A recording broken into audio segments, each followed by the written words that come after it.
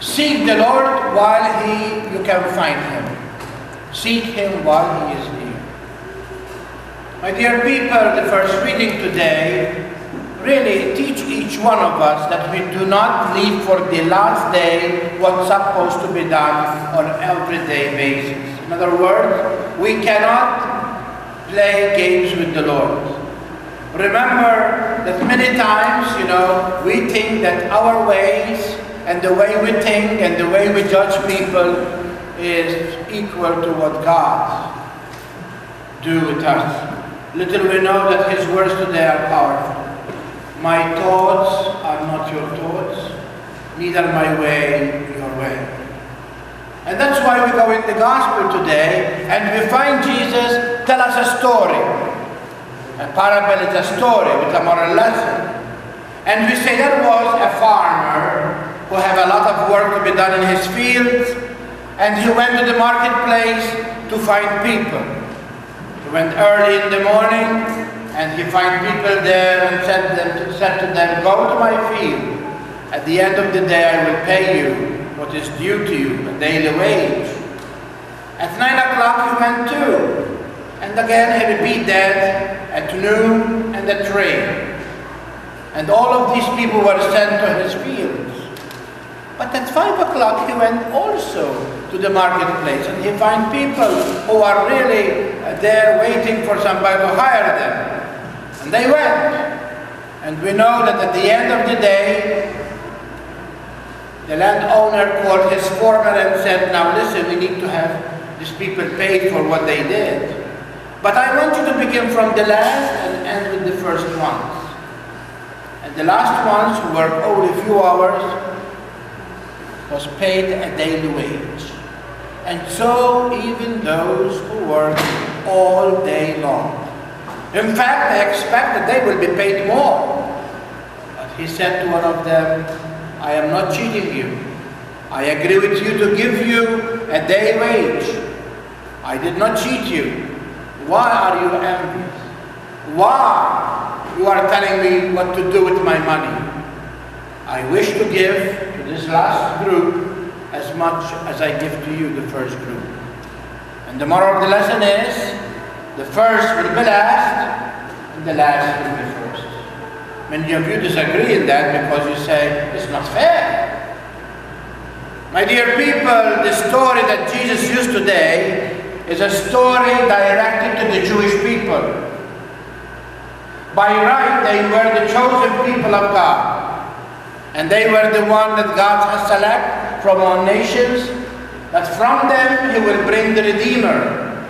And so, they were only the chosen, but by right, the people of God. And they thought that because they are the one chosen, anyone else has no right for salvation. And that's why the Lord today is saying to them, I called you first, but I called others. And the others too have worked, and others too have accepted the invitation. And we know that the price of all of us, whether we accept the Lord when we were young, middle-aged, or older, is one. And that is eternal salvation. All of us are called to be saved if we follow the Lord. But today I'd like to focus on that second reading, which is very powerful.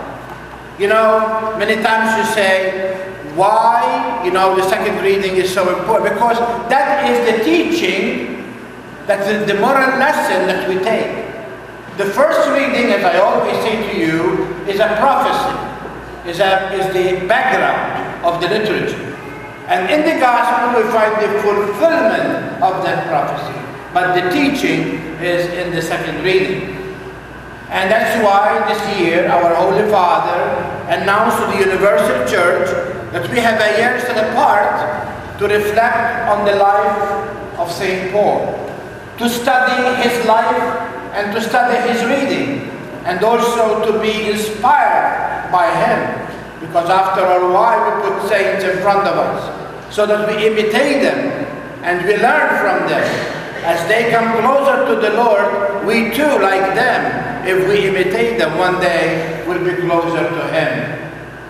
And that's why St. Paul today, as he writes to the people of Philippi, and he said to them, Christ is manifested in me. I love this man because this man is really a man who says how it is.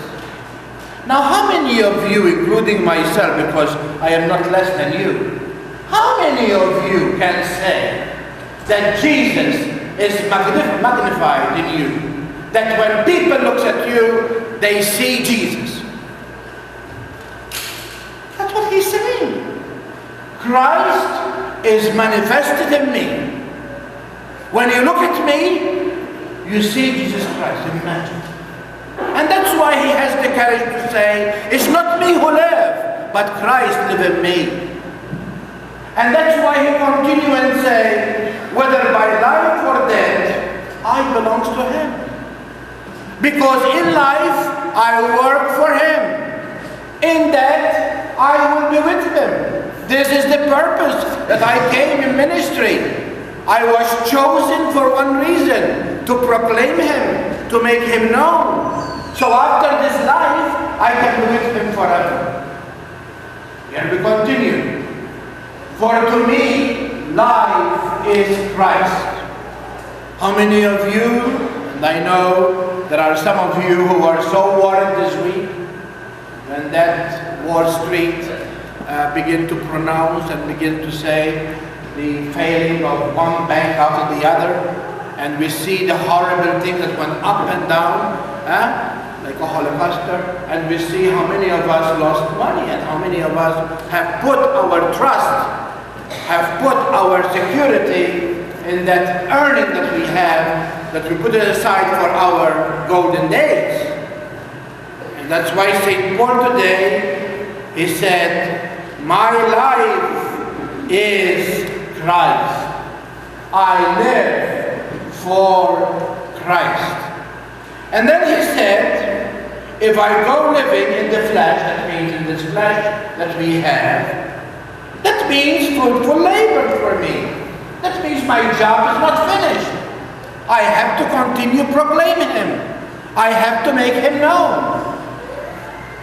And then he continued, and I do not know which I choose, either to remain in the flesh or to be with him to receive the glory, to receive the prize of everlasting life.